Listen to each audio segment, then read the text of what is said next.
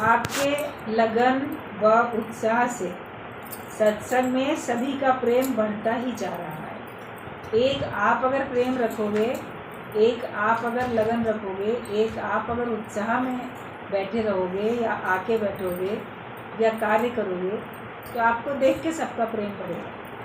प्रेमियों को देख के सबका प्रेम बढ़ता है, सुस्त आलसियों को देख के सबके मन में आलस आता है।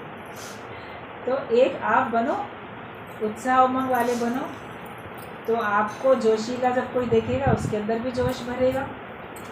तो अपने अंदर की लगन बढ़ाते जाएंगे, औरों को दोष नहीं दो, देखो उसमें लगन नहीं है, उसमें ये नहीं वो नहीं, आप अपनी बढ़ाओ और उसको अपना संग दो, उसको कहो आपका संग करे, तो आपको देख के उसको भी प्रेरणा मिलेगी, वो भी आना शुरू करेगा। तो देखेगा आप इतने हर समय खुश रहते हो, हंसते मुस्कुराते रहते हो, उत्साह उमंग से भरे हो, उससे आपके अंदर शक्ति भी कितनी आ जाती है।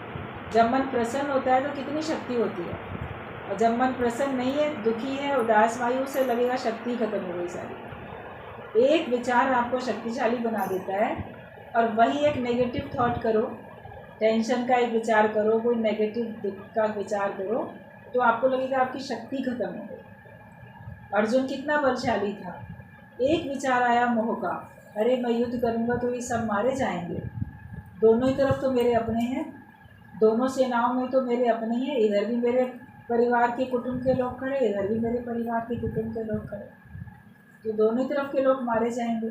वो एक मोह का जो विचार आया, तो उसने अपना क्या अनुभव किया कि शक्ति नहीं रह गई है। भगवान कृष्ण को बोलता है ना, पहला अध्याय पढ़ो, कैसे को बोलता है कि मैं तो खड़ा भी नहीं रह पा रहा, मेरे तो हाथ पैर कांप रहे हैं, जीभ मुख सूखा जा रहा है। एक विचार ऐसा आया जिसके कारण से उसकी शक्ति पूरी चली गई। गुरु हमको क्या देता है? कोई हमको धन दौलत थोड़ी देता है, गुरु हमको ज्ञान का विचार देता है। गुरु से हमको ज्ञान के विचार मिलते हैं, और वो जो विचार है वो हमको शक्तिशाली बना देते। अभी सबको मुकाबला करने की शक्ति मिली, माया से मुकाबला करते हो, लोकारीत से मुकाबला करते हो, अपने अंदर के छिपे हुए जो विकार हैं हमारे शत्रु, उनसे मुकाबला करते हो। विपरीत परिस्थितियां बाहर से अगर आ जाती हैं, उनसे भी मुकाबला करते हो। उसमें अपने आप को कितना आप धीरज में और दृढ़ता में अपने को आप पाते हो, आप उसका मुकाबला कर लेते हो, जीत भी जाते हो, क्योंकि गुरु से हमें ज्ञान का विचार है। तो हम अपना लगन, अपना उत्साह हमेशा बनाए रखें, तो फिर सत्संग में सभी का प्रेम बढ़ता ही रहता है, सबका प्रेम बढ़ता जा रहा है। प्रेमियों के सत्संग से प्रेम बढ़ता है। एकता व प्रेम में बहुत शक्ति है, उसी से ही बड़े से बड़े कार्य हो सकते हैं। आपने सत्संग इकट्ठा किया, ये भी बहुत अच्छा हुआ भाई। गुरु के कहने से ही हम अलग अलग शहर में, अलग अलग गांव, कस्बे, गली मोहल्ला, सब जगह पे सत्संग गुरु के कहने से ही कोई शुरू करता है, वहाँ सब लोग इकट्ठे होते हैं। तुम्हारे प्रेम से और उनके प्रेम से तो कैसे सत्संग की उन्नति होती है। जहाँ प्रेम नहीं होता वहाँ उन्नति नहीं होती है, जहाँ भेदभाव है उन्नति नहीं होगी, लेकिन जहाँ प्रेम होगा आप देखोगे बहुत उन्नति होती है। तो प्रेमियों के सत्संग से प्रेम बढ़ता है। जहाँ सत्संग में सब प्रेम वाले होते हैं तो वहाँ प्रेम भी बढ़ता है। एकता और प्रेम में बहुत शक्ति है, उसी से ही बड़े से बड़े कार्य हो सकते हैं। परिवार में भी, कुटुंब में भी एकता शक्ति होनी चाहिए, और सत्संग में भी, सभी तरफ प्रेम हो और यूनिटी, एकता हो, उससे आप जीत सकते हो। और जहाँ फूट पड़ी रहती है वहाँ पे आपकी भी हार होती है, कमज़ोर पड़ते चले जाते हैं, दोनों ही पक्ष कमज़ोर पड़ जाते हैं। लेकिन जहाँ यूनिटी है तो सभी की बराबर उन्नति होती है। तो बड़े से बड़े कार्य हो सकते हैं जब आपके अंदर में प्रेम है और एकता की भावना है। एक दूसरे के नए नए अनुभव भी सुनने को मिलते हैं, और प्रेम भी बढ़ता है। जब आप कहीं भी सत्संग में बैठो तो आप देखोगे, किसी भी एरिया में आप चले जाओ, वहाँ के सत्संगियों से मिलोगे, प्रेमियों से मिलोगे, तो आपके अंदर भी ज्ञान बढ़ेगा, प्रेम बढ़ेगा। एक ज्ञान का विचार वो बताएगा, एक ज्ञान का विचार आप बताओगे, दोनों के पास दो दो विचार हो जाएंगे। ज्ञान बांटने से बढ़ता है और प्रेम भी बांटने से बढ़ता है। इसलिए लेना देना आनंद का हो, बाकी सारा छोड़ो। हर एक को प्रेम बांटते चलो और ज्ञान बांटते चलो, और सबके एक दूसरे के नए नए अनुभव भी सुनने को मिलते हैं।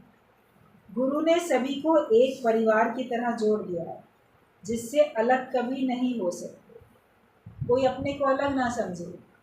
गुरु ने सबको एक परिवार से जोड़ के रखा है। सभी अपना आप, सबको अपना आप करके देखो, और सबके साथ खुद आगे बढ़ के मित्रता करो। ठहर के नहीं बैठो, वो आएगा, वो मुझे पूछेगा।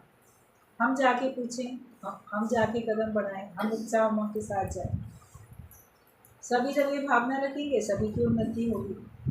तो ये सत्संग का परिवार गुरु का परिवार, और इसमें हम सब एक दूसरे के साथी सहयोगी, सब एक दूसरे को ऊंचा उठाने वाले हैं, एक दूसरे की उन्नति में खुश होने वाले। अगर आप दूसरे की उन्नति को देख के खुश नहीं होते हो, तो समझो कि आपने गुरु के परिवार को अपना परिवार नहीं समझा, उसको अपना नहीं समझा। संसार में लोग अपने परिवार की उन्नति देख के खुश होते हैं, अपने रिश्तेदारों की भी उन्नति देख के कई बार खुश नहीं होते, पड़ोसियों की उन्नति देख के खुश नहीं होते। लेकिन यहाँ पे सब मेरा अपना परिवार है, तो जो भी उन्नति जहाँ भी कर रहे हैं, आपको खुशी होती है उससे। तो गुरु ने सभी को एक परिवार की तरह जोड़ दिया है। महसूस करो इस बात को कि हम सब एक ही परिवार के हैं, अलग अलग नहीं हैं। हम अभी तक भ्रमवश अलग मान के बैठे थे, लेकिन वास्तव में हम अलग हैं नहीं। हमारे ख्यालों में हमको अलग कर दिया, मगर हम अलग हैं नहीं। तो गुरु ने सभी को एक परिवार की तरह जोड़ दिया है, जिससे अलग कभी नहीं हो सकते। ऐसा लगता है सदियों पहले की पहचान। कभी आप किसी भी सत्संगी से मिलोगे तो आपकी इतनी घुल मिल के इतनी अच्छी मित्रता हो जाएगी, आपको ये लगेगा कि हम इसको बहुत पहले से जानते हैं, हमारी बहुत पुरानी जान पहचान है। ये नहीं होगा कि हमारी अभी जान पहचान हुई है, हम तो थोड़े समय से इसको जानते हैं, लेकिन आपको लगेगा कि नहीं, हम तो जैसे बहुत पहले से जानते हैं। इतना हमारा हृदय का नाता हर एक के साथ जुड़ जाता है। अभी से ही जो इस कार्य में लग गया, उसका तो जीवन का एक एक क्षण सफल हो गया। गुरु का आदर्श आगे रखकर बढ़ते जाओ। हिम्मते मर्दा तो मददे खुदा। जैसे सत्संग सुनो, तभी से ही ज्ञान सुनाने के कार्य में गुरु कहता है लग जाओ। आप लोग बोलोगे कि अभी पहले हम ज्ञान खुद पक्का कर लें, उसके बाद दूसरों को पक्का कराएंगे, मगर दूसरों को पक्का कराने में भी तो तुम्हारा पक्का हो रहा है। जब आप किसी और को सुनाते हो तो तुम्हारा मन भी तो सुनता है। तो इसलिए ज्ञान सुनने में भी संकोच नहीं, और ज्ञान सुनाने में भी कोई संकोच नहीं है। आप बोलोगे कि लोग कहेंगे खुद तो ज्ञान में पक्की हुई नहीं, हमको क्यों बता रहे हो। अगर कोई आपको ऐसा कहे, क्या किसी ने कहा आपको ऐसा अभी तक? और अगर कहे कोई, तो बोलो अपने को पक्का करने के लिए तो तुमको सुना रहे हैं। सीधा बोलो और क्या, हम अपने को पक्का करने के लिए तुमको बता रहे हैं, ताकि हम दोहरा लें। बच्चे लेसन याद करते हैं तो अपने साथी को सुनाते हैं कि देखो मेरा सुन लो, मैंने पक्का किया है कि नहीं किया, मैं बाई हार्ट ये चीज़ याद हुई कि नहीं हुई।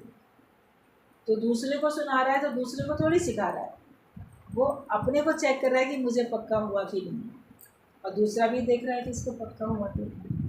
तो ऐसे ब्रह्म ज्ञान भी, आप नए नए भी आते हो तो भी आप सबको ज्ञान सुनाओ, और शुरू से ज्ञान सुनाना शुरू कर दो। ये है कि गुरु का संग करो, ताकि आपको फिर अहंकार ना होने पाए। गिरावट भी बड़ी जल्दी होती है। जो एकदम ज्ञान सुनाना शुरू करते हैं तो अभी उनके अंदर ब्रह्म ज्ञान पक्का हुआ नहीं, मगर अपने को ब्रह्मज्ञानी मानने लग जाते, इससे गिरावट। तो गुरु के साथ मिलके भी रहो, और उसका कार्य उसी का कार्य है, ये समझ के आप ज्ञान का कार्य करते ही चले जाओ। गुरु का आदर्श आगे रखकर आगे बढ़ो। गुरु का आदर्श सामने है। गुरु हमेशा अपने ऊपर अपने गुरु को रखता है, अपने गुरु समान गुरु भाइयों को रखता है। हमने देखा जैसे गीता भगवान से सुना सत्संग, प्रज्ञा भगवान ने, और भी कई लोगों ने, लेकिन गुरु तो मेन गीता भगवान ही है। मगर गीता भगवान के शरीर रूप में ना रहने के, जो उनके और भी थे, तो उनको सबको गुरु रूप करके ही तो माना, बिल्कुल गुरु मान के आज्ञा में चले। तुलसी माता को, श्याम भगवान, मीरा भगवान, नारायणी भगवान, ये सब सीनियर थे, पहले से आते थे या साथ में भी आते थे मान लो, तो उनको सबको एज गुरु मान के उनको उन्हीं की आज्ञा में अपने को रखा, चलाया। तभी तो उन लोग के भी कदम इतना आगे बढ़ते, तभी तो गुरु भी हमारी संभाल कर पाता है। तो हर रूप में गुरु ही तो है, ये नहीं कि मेरा तो एक नाम रूप का गुरु है, लेकिन हर रूप में ज्ञान जो देता है गुरु है, जो हमारी संभाल करता है वो गुरु है।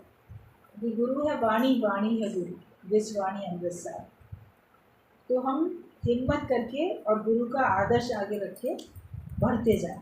हिम्मत मर्दा तो मदद पिता, आप हिम्मत रखोगे तो भगवान मदद करेंगे, और खुदा भी मदद उसी की करता है जो अपनी मदद खुद करते हैं। जो अपनी मदद खुद करेंगे, मतलब आप तो आके बैठो, आप आके सामने बैठो ही नहीं और बोलो मेरी मदद हो जाए। कोई नौकरी पे जाए नहीं, ऑफिस में जाए नहीं, स्कूल में पढ़ाने जाए नहीं और बोले कि मेरे को सैलरी पूरी घर में बैठे मिल जाए, तो ऐसा तो नहीं होगा। कोई दुकान में जाए नहीं, दुकान खोले ही नहीं, ग्राहकों को सामान बेचे ही नहीं और बोले कि मेरी तो बिजनेस बढ़िया चल जाए, तो ऐसा कैसे चलेगा? मेहनत करनी पड़ती है ना। गुरुजी बोलते थे शेर भी जब भूख लगती है तो बाहर निकल के जाता है, शिकार करता है। अपनी गुफा में आँख बंद करके बैठा होगा तो कैसे काम चलेगा? उसको भी जाना पड़ता है, उद्यम उसको भी करना पड़ता है, भले वो जंगल का राजा है तो भी। तो अपने को ज्ञानवान बनाने के लिए तो तुमको उद्यम करना पड़ेगा। भले गुरु मदद करता है, बनाने वाला वही है, भगवान भी बनाने वाले हैं, लेकिन कुछ तो तुमको भी मेहनत करनी पड़ेगी। मेहनत गुरु की निज दिन, कुछ तुम भी लगा लो, जो तुम्हें भी तो जोर लगाना पड़ेगा। गुरु की मेहनत तो हो ही रही है, तो अपने से भी अपनी मेहनत करो। जब तुम मदद करने के लिए अपनी आगे बढ़ते हो तो चारों तरफ से प्रकृति तुम्हारी मदद करती है, परमात्मा अनेक रूप में तुम्हारी मदद करता है। एक पॉइंट है कि नसीब उसका गहरा दोस्त है जो उससे मुख मोड़ता है। आप अगर किसी से मुंह मोड़ लो तो वो आपसे दोस्ती तोड़ देगा, होगा ना ऐसा? अरे इसने तो हमसे अपना मुंह ही मोड़ लिया, तो हम इससे अब मित्रता क्यों करें? लेकिन जो नसीब है, जो भाग्य है, वो उसी का गहरा दोस्त है जो उससे नसीब से ही मुंह मोड़ लेता है। मतलब क्या हुआ इसका? मतलब कि जो पुरुषार्थ करता है, भाग्य के भरोसे नहीं बैठ जाता, जो पुरुषार्थ करता है। तो जो पुरुषार्थ करेगा तो नसीब उसका गहरा दोस्त बन जाएगा, तो वो भाग्यवान भी बनेगा, भाग्य भी उसको साथ देगा। हम भाग्य के भरोसे भाग्य को ही देखते रहें और पुरुषार्थ करें ही नहीं, तो फिर आपको कुछ फल मिलने वाला ही नहीं। तो तभी बोला गया कि नसीब उसका गहरा दोस्त है जो उससे मुख मोड़ता है, अर्थात पुरुषार्थ करता है, केवल प्रारब्ध के भरोसे पर नहीं रहता है। उसी को नसीब जो है भर भर के सब कुछ देता है, भाग्य से उसको सब कुछ मिलता है। केवल भगवान भरोसे, भाग्य भरोसे नहीं बैठ जाते, अपना कर्म भी करता है व्यक्ति। पुरुषार्थ तेरा देव है, वही तुम्हारा भगवान है। भगवान ने धरती पे मनुष्य को भेजा है कर्म करने के लिए, पुरुषार्थ करने के लिए, सुस्त और आलसी बनने के लिए नहीं भेजा है। आप कर्म करो, बाकी भगवान मददगार है। कर्म करने में तुम्हारा अधिकार है, वो तुम करो। फल जैसा भगवान चाहेगा, जितना चाहेगा, जब चाहेगा उतना आपको देगा।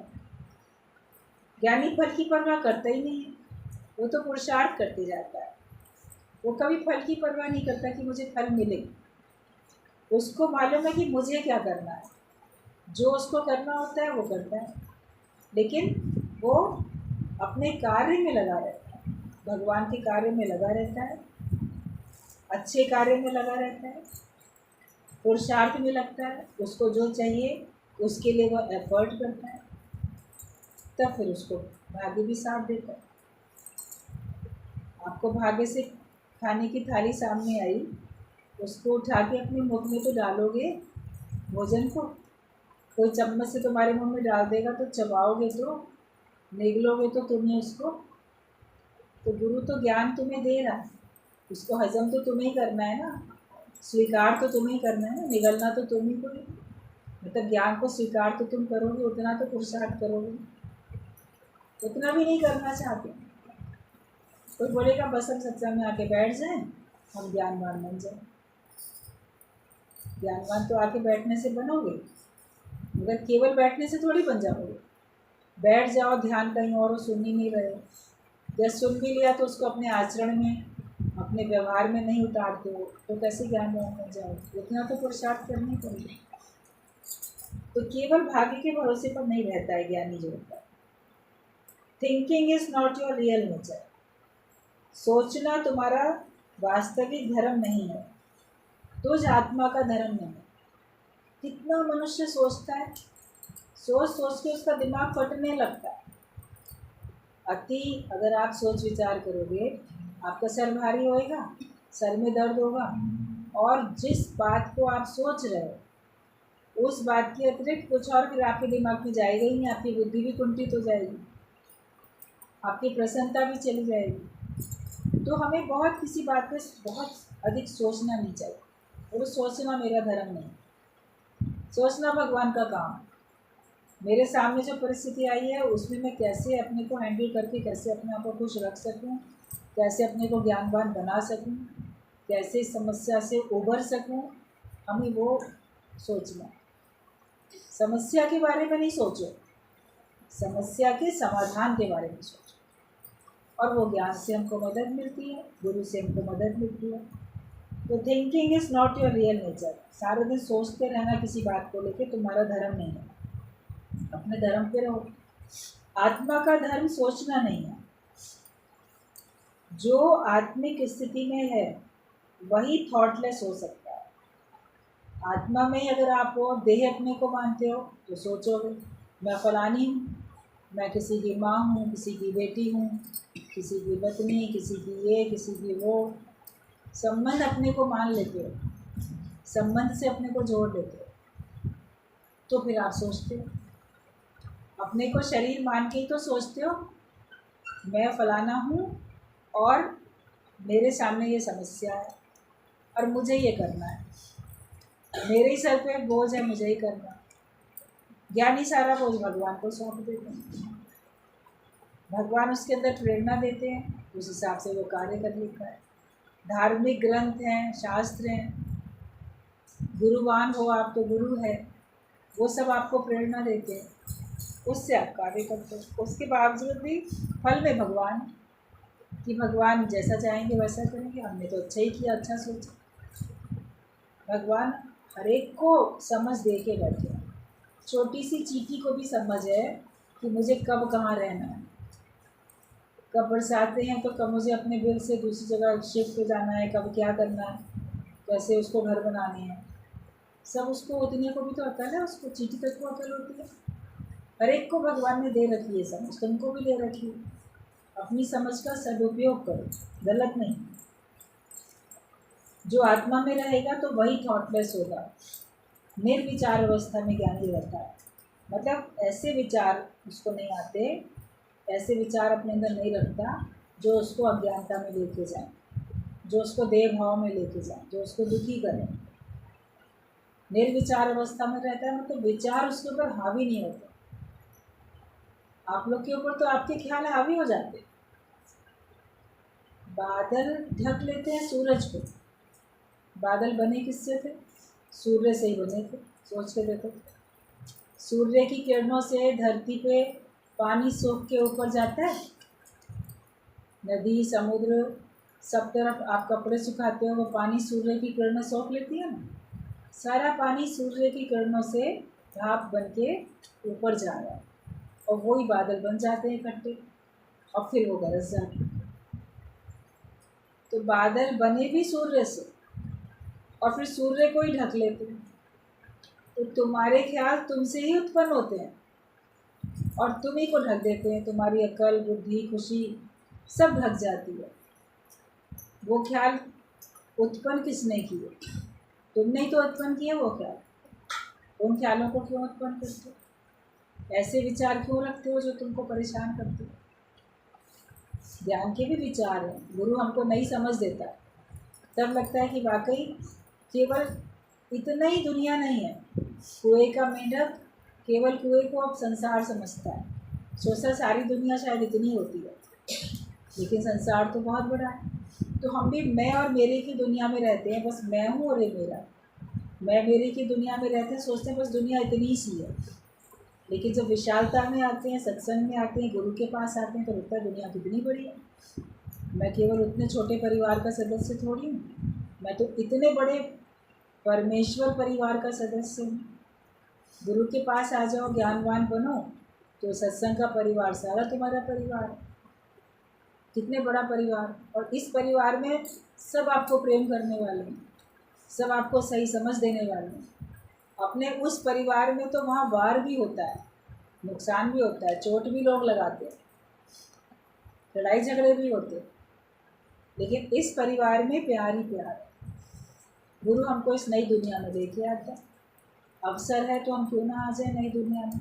सत्संग का पता चला तो हम सत्संग में आके बैठे।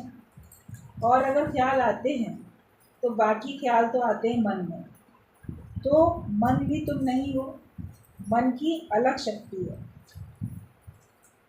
मेरा मन खुश है, मेरा मन खुश नहीं है, तो अपने मन को देखने वाले तुम हो ना, तुम तो कोई और हो जो देख रहे हो मेरे मन में क्या चल रहा है, मेरा मन बड़ा उदास है, मेरा मन ये चाह रहा है।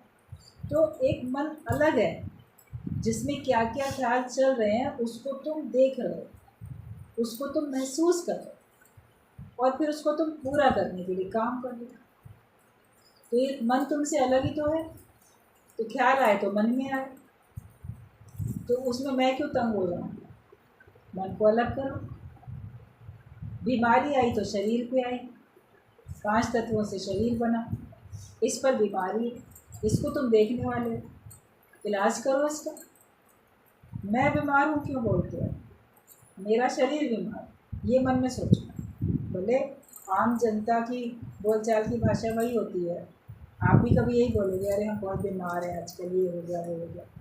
बताने में भले आप बताओगे, लेकिन आप अंदर में जानो कि मैं थोड़ी बीमार हूँ, शरीर तो बीमार। जो अंदर में ऐसा भाव रख लेता है तो देह की बीमारी में भी परेशान नहीं होता। तन भी नहीं हो, मन भी नहीं, ना मैं बुद्धि हूँ। इन सबको देखने वाला साक्षी दृष्टा मैं अलग। तो फिर इनकी समस्या मेरी नहीं है, मगर ये आपसे जुड़े हुए हैं, इसलिए इनकी समस्या का समाधान तुम्हें करना, इनको ठीक तुम्हें रखना।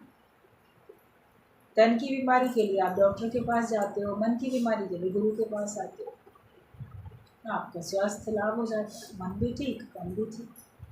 तो बाकी ख्याल आते हैं मन में, सोई तू तो मन भी नहीं है, मन की अलग शक्ति है, उसी शक्ति में रहकर तू मन बुद्धि व इंद्रियों से परे हो।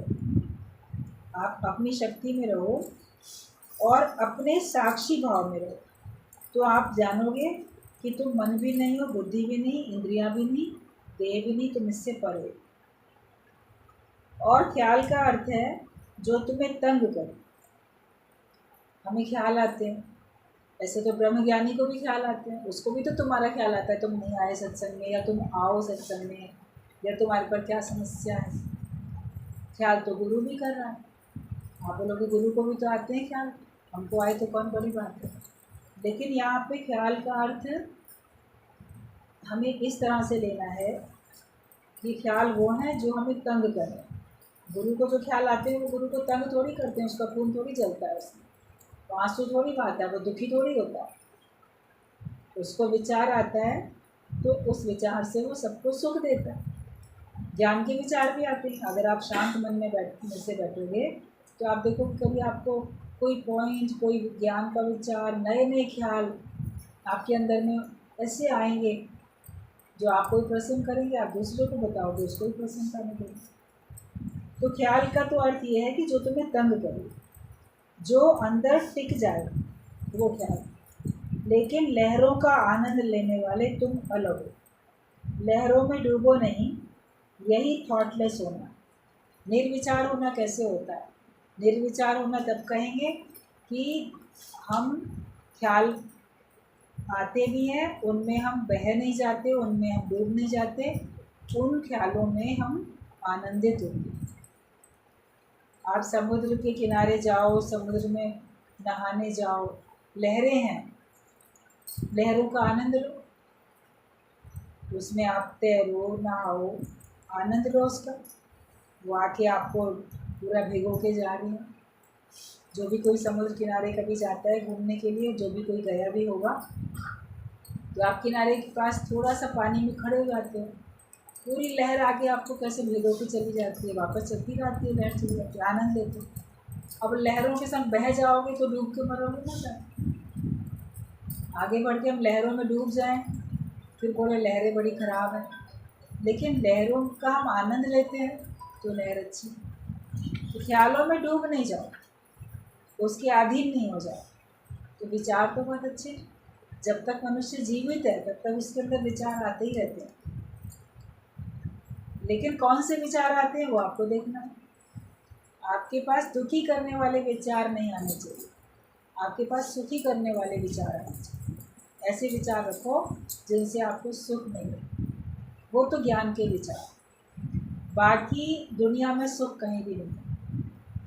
तभी बोला गया ना सुख ग्रस्त विच, ना सुख छट गई। सुख है एक विचार विच जो संतन शरण पड़े। तो सुख ग्रस्त में भी नहीं, घर ग्रस्त में भी कोई किसी बात में दुखी, कोई किसी बात में।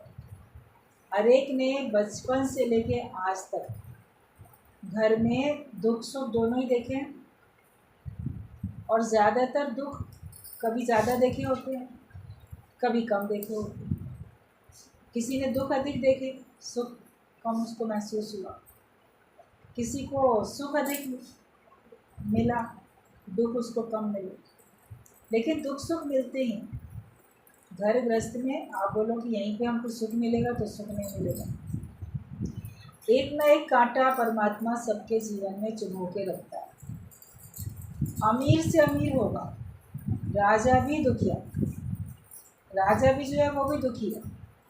बड़े से बड़े पैसे वाले भी हों, करोड़पति, अरबपति, खरबपति, वर्ल्ड के सबसे रिचेस्ट भी हों, तो भी अगर आप उनका जीवन देखोगे, उनसे इतने नज़दीक हो जाओगे, बात करोगे, तो उनके अंदर भी आपको दुख दिखेगा।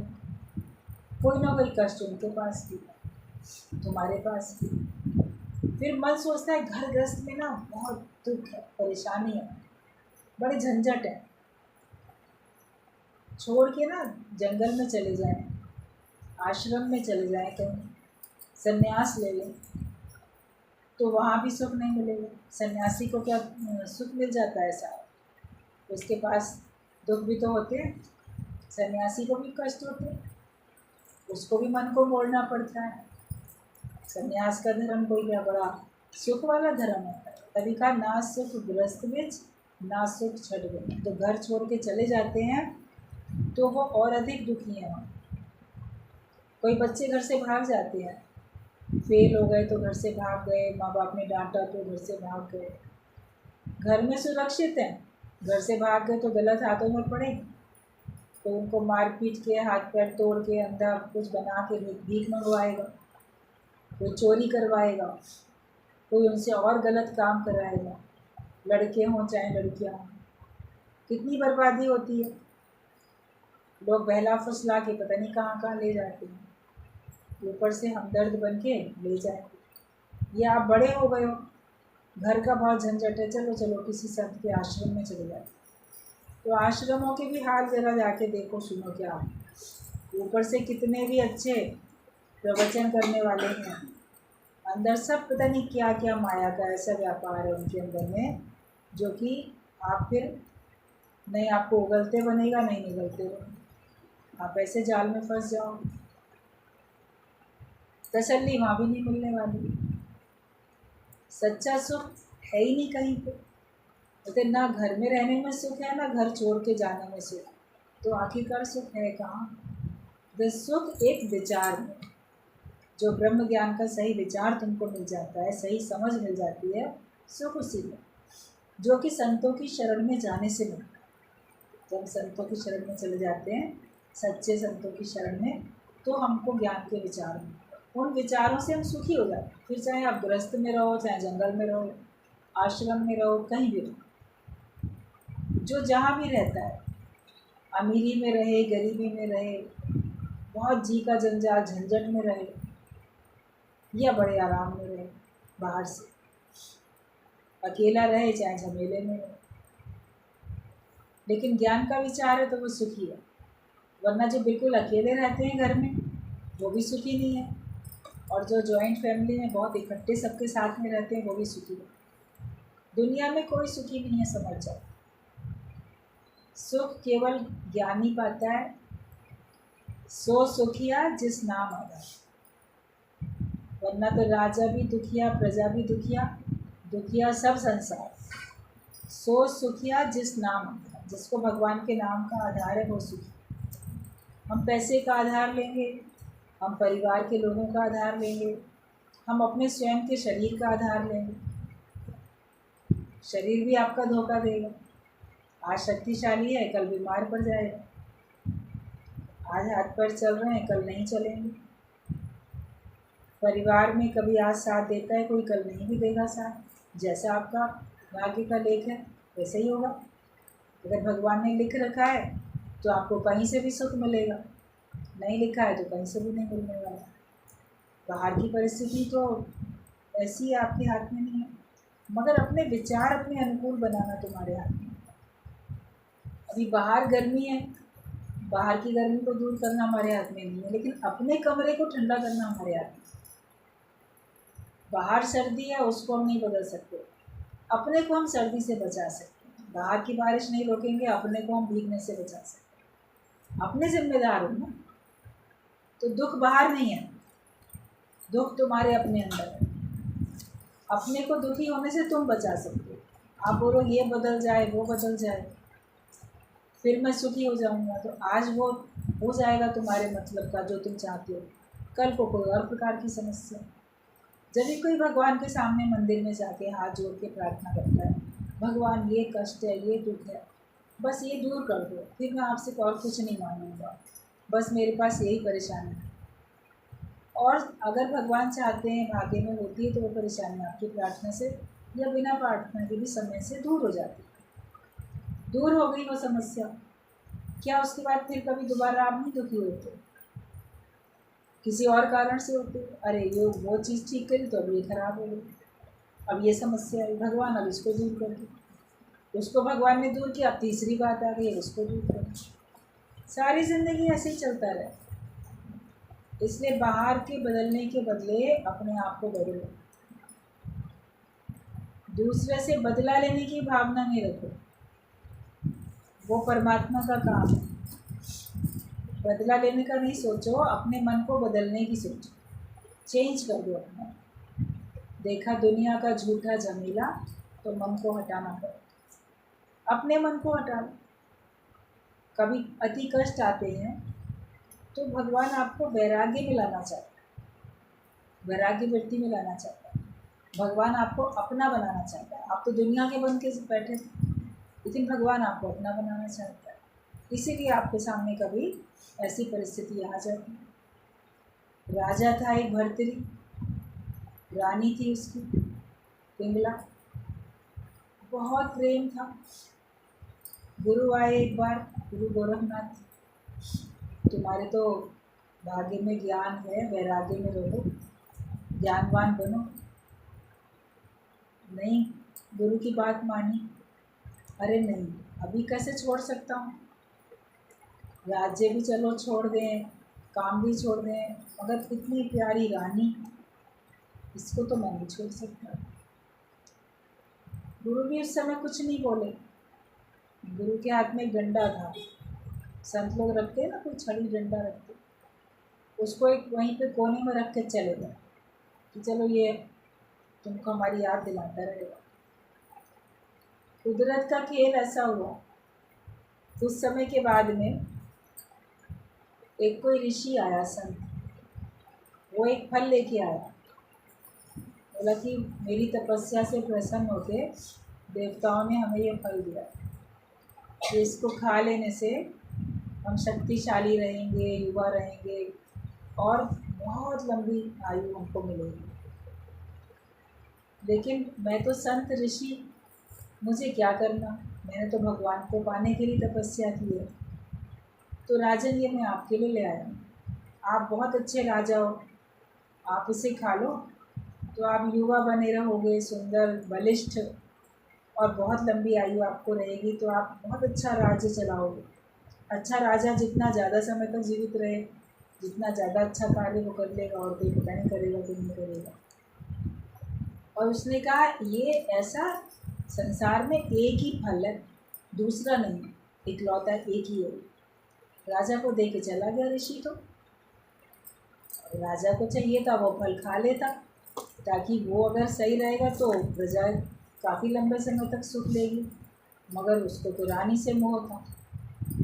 वो जाके अपनी प्रिय रानी को दे देता है। मैं खा के क्या करूँगा, मन में सोचता है। मैं बलिष्ठ रहूँ, जवान रहूँ, बहुत लंबी आयु पाऊँ, मेरी रानी तो बूढ़ी हो जाएगी, वो पहले ही मर जाएगी। उसका वियोग मैं कैसे सहन करूँगा। इससे अच्छा वो सुंदर रहे, युवा रहे, खूब समय तक रहे। रानी को दे देता है। तो ये फल ऐसे से इसको तुम खा लेना, इसका ये फ़ायदा होगा। रानी को दे के चला है। अब रानी भी ये नहीं कि पलट के राजा को प्रेम करती है, उसका राजा के साथ एक साइड में किसी और से भी प्यार था। दरबारी जो था एक, वहाँ का महल का सईस, उससे प्यार था। और वो सोचती है कि मेरा प्रेम ही खाए तो अच्छा है। जिसका जिससे ज़्यादा मोह होता है ना, सोचता है मैं क्या करूँगा, खा के यही खा ले तो अच्छा है। वो फिर उसको सईस को दे देती है।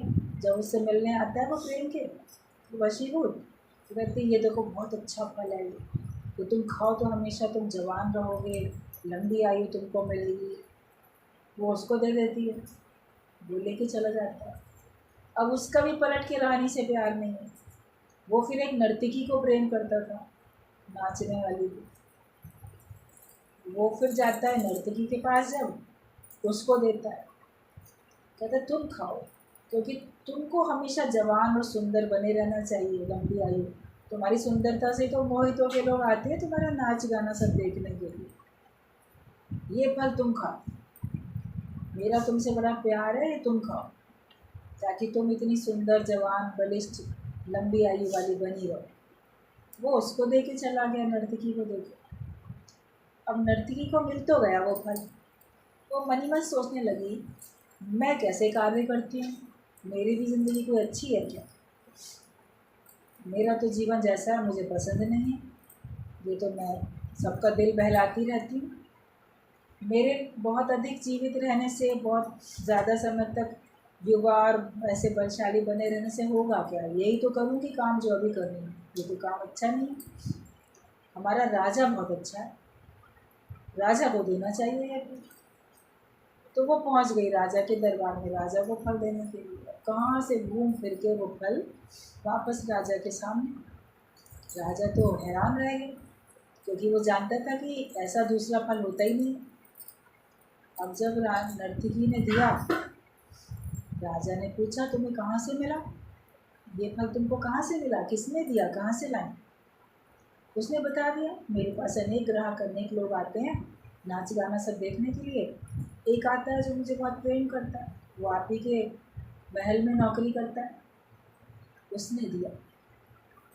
अब सोचा कि राजा ने कि उसने चोरी कर लिया, क्या हुआ, इसके पास कैसे पहुंचा।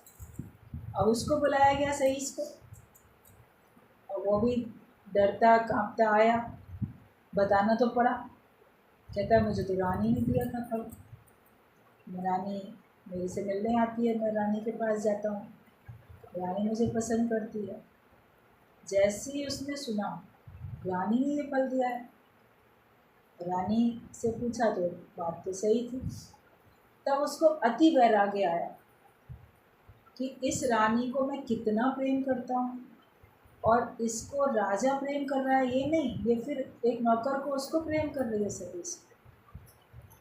अपने को जिसको राजा मिल जाए, वो राजा को छोड़ के नौकर से प्यार करे। महान आश्चर्य है। उसको इतना दुख हुआ, बहुत उसको अंदर में लगा कि वाकई दुनिया में कोई है ही नहीं किसी का। तभी उसको कोने में ना गुरु का रखा डंडा दिखाई दिया। कहता है वाकई ये गुरु की शरण में चले जाना चाहिए। उसको इतना तीव्र वैराग्य लगा, उसने अपना राज वगैरह अपने भाई लोगों को औरों को सौंप के और चला गया वो गुरु के पास। और वहाँ जाके उस तीव्र वैराग्य के कारण से उससे त्याग हुआ घर का सबका, और वहाँ उसने ज्ञान पक्का किया।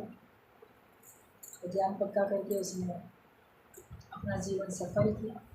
देख, कभी कभी भगवान तुमको ऐसी विपरीत परिस्थिति में ले आता है तो आप सोचते हो ऐसा क्यों हो रहा है, मगर भगवान वो वैराग्य दिला के तुमको ज्ञानवान बनाना चाहता है, अपने नज़दीक करना चाहते हैं। राजा भर्तृहरि ने फिर बहुत अपने अनुभव लिखे हैं। उसका पूरा वैराग्य शतक है, ज्ञान शतक है, उसके बहुत बुक्स हैं। उसमें उन्होंने पूरे अपने अनुभव की बहुत सारी बातें लिखी हैं, जो जितना गुरु से ज्ञान पक्का किया और जो उनका अनुभव था। तो हर एक के जीवन में कभी कभी कुछ उथल पुथल होती है, परिस्थितियाँ ऐसी आती हैं, मगर वो अच्छे के लिए आती हैं, भले के लिए आती हैं। अगर हमको सही कोई मार्गदर्शक मिल जाता है, सही रहनुमा, सही गाइड हमको मिल जाता है, तो हम बहुत ऊंचाई पे चले जाते हैं। मगर उसी टर्निंग पॉइंट पे जो मोड़ आपके जीवन में था, अगर आपको सही दिशा मिली तो मंजिल पे पहुँचोगे।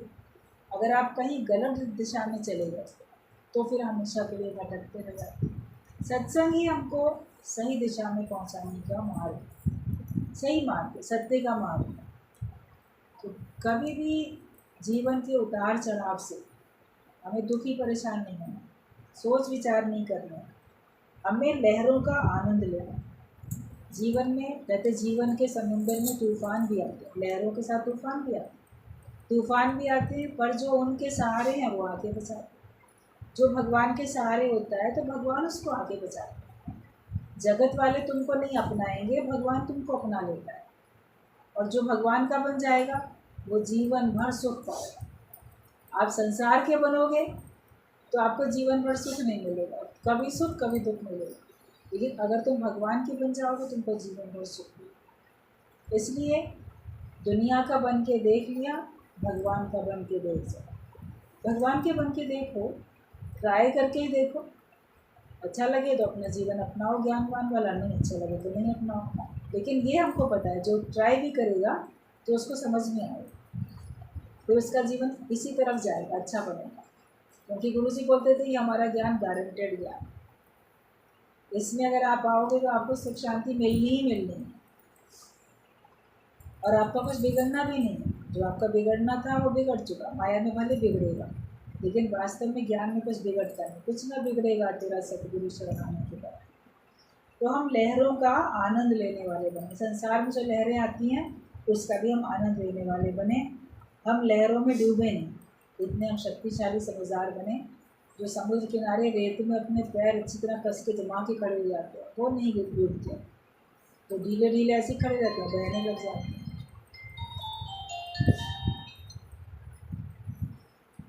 तो यही थॉटलेस होना है। थॉटलेस होना क्या है? निर्विचार क्या होना है कि आपके अंदर जो भी विचार चलें वो आपको दुखी करने वाले ना हों और वो आपको आनंदित करने वाले।